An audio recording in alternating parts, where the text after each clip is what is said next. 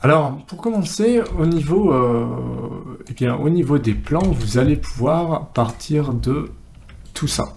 Alors, j'ai juste moi un petit problème avec mon répertoire ici, je vais juste le fermer, voilà. Puis je vais dupliquer celui-là. Parce que j'utilise ce qu'on appelle Ares Commander, c'est ça. J'étais plus sûr du nom, mais c'est ça.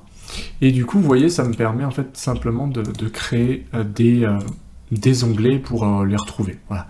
Comme ça, quand je fais mes factures, projets, YouTube, etc., j'ai pas besoin d'ouvrir 36 000 explorateurs Windows. Donc, exercice, coffrage. Donc, une fois que vous avez téléchargé, vous pouvez retrouver un petit peu de tout ça. Alors, je vous conseille de bien regarder les plans. J'en ai peut-être mis trop, hein, je crois qu'il y en a qui vous serviront pas. Bien regarder les façades, bien regarder un petit peu, essayer de comprendre comment ça marche, les plans de l'architecte, essayer de voir ce que vous allez devoir tracer déjà. Alors évidemment, on va tracer que ce qui est porteur, à savoir les murs et matérialiser les ouvertures par des arrêts de vue. Qu'est-ce qu'on peut dire? Donc si je regarde le plan de l'architecte déjà, on va regarder ça. Hein. Ça va être important pour tous les murs. Donc, grosso modo, tracez bien ce qui est en gris, hein, et puis c'est tout. L'isolant, on s'en fiche. Le mobilier, on s'en fiche. Les dalettes sur plot, par exemple, ce sera à regarder le R+2 sachant qu'on fait le plancher au R+1. C'est important. Donc, je vous donne la consigne. On va vraiment faire le bâtiment A, plancher haut, R+1. Donc on regarde vers le haut.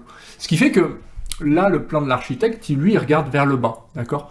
Donc, ça, c'est bien pour faire les murs. Par contre, ce qu'il va vous falloir, c'est le R+2. Vous voyez, là, il n'y a plus de terrasse. Donc en fait, vous allez avoir à matérialiser les balcons. Voilà, surtout ça. Mais vous n'avez pas à matérialiser cette terrasse ici. Hein. Elle n'existe pas. On marge dessus, mais nous, en plancher haut R+1, puisqu'on fait un plan de coffrage structure, ça n'existe pas.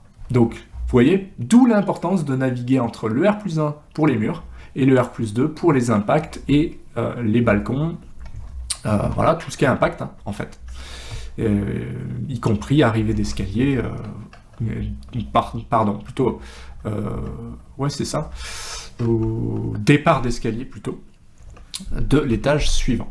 Sachant que le R+1, oui, il n'y a pas de souci, on verra l'escalier qui arrive, puisque lui, il regarde vers le bas, on voit l'arrivée de l'escalier. Mais pour le départ de l'escalier suivant, ce sera bien le niveau du dessus. C'est ça qui peut être un petit peu compliqué en structure. Bon, là, vous allez voir que ça ne change pas grand-chose, c'est exactement la même chose, mais il ne faut juste pas se tromper de niveau. Regardez bien les coupes, comment ça fonctionne, essayez de voir à quel étage ça correspond. Avec les coupes, ça va vous aider, d'accord? Alors ensuite, l'ascenseur, c'est pour tout ce qui est feuillure. Vous allez devoir regarder aussi, regardez bien les dimensions. Par exemple, vous avez les dimensions ici de la baie brute. C'est pas les dimensions architectes, hein. La porte c'est 2,24, c'est pas autre chose.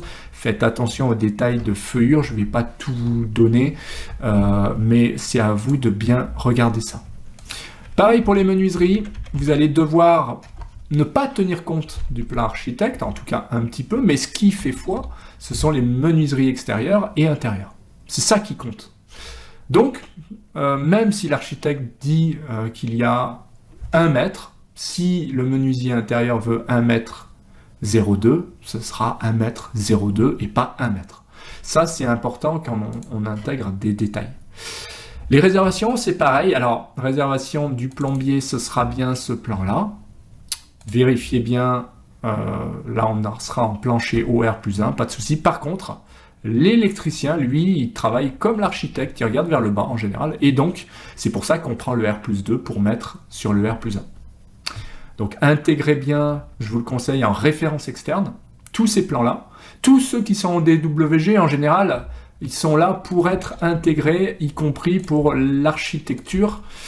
Mettez-les plutôt en référence externe et travaillez dessus si possible. Ça, il vaut mieux éviter les copier-coller et autant que faire se peut.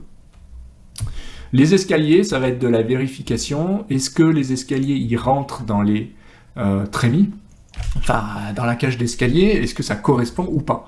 Est-ce que les détails d'étanchéité du R+2 correspondent au plan de l'architecte? Est-ce qu'ils sont différents? Est-ce que ça vous donne des indications? Et si oui, à vous de reporter les indications que vous y trouvez. Là, c'est très simple, il n'y a pas grand-chose, vous verrez. Il y a des cas où vous avez 20 détails à prendre en compte. Là, il n'y en a pas beaucoup, je crois qu'il n'y en a qu'un même. Donc, j'ai été sympa. Mais voilà, il faut surtout ne rien laisser au hasard.